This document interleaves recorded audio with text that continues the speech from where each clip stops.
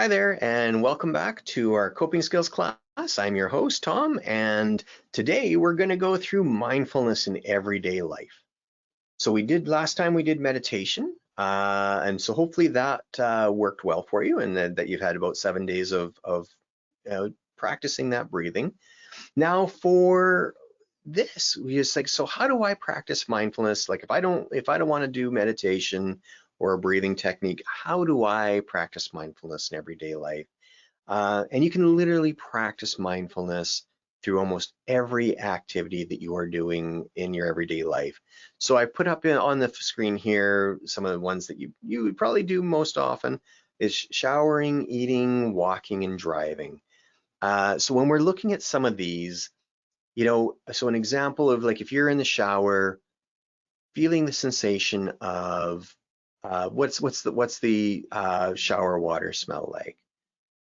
What's the temperature that it feels like? What are the sensations as the water hits your body? When you're lathering up, same thing. Do you feel hot, cold? Do you feel comfortable? Do you feel rushed? And again, the goal of this isn't to judge any of what you're feeling, you're just noticing it. Same with eating. Eating is one of the more pleasurable things that humans can do. And so there's a lot of activities that are revolving around eating. And so you eat every day, unless you're on a fast, then you probably eat every day. And so taking the time to first smell the food before you start to eat it, and then once you have it in your mouth, just taking your time with chewing it and noticing the textures and the flavors, and then going from there. Again, with walking or driving, just being aware of your surroundings. What are the smells that you're smelling? What are the sights that you're seeing? What are you hearing? Are there kids playing in the background, or are there birds chirping in the tree behind you?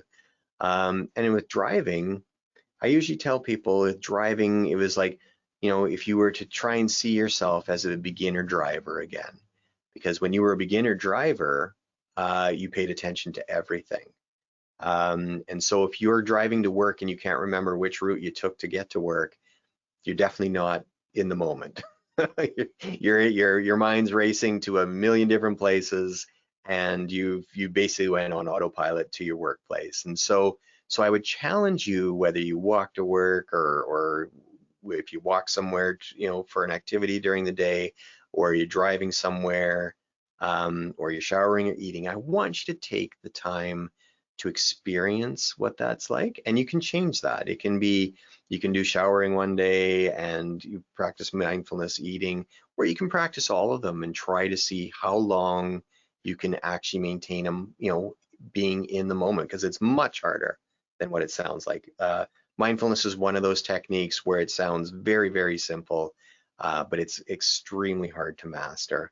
And that's okay. So you can just catch yourself and grin, okay, I made 20 seconds today, before my mind started wandering, and that's okay. Like there's nothing wrong with that. But can I make 25 seconds the next day, or can I do 2 minutes?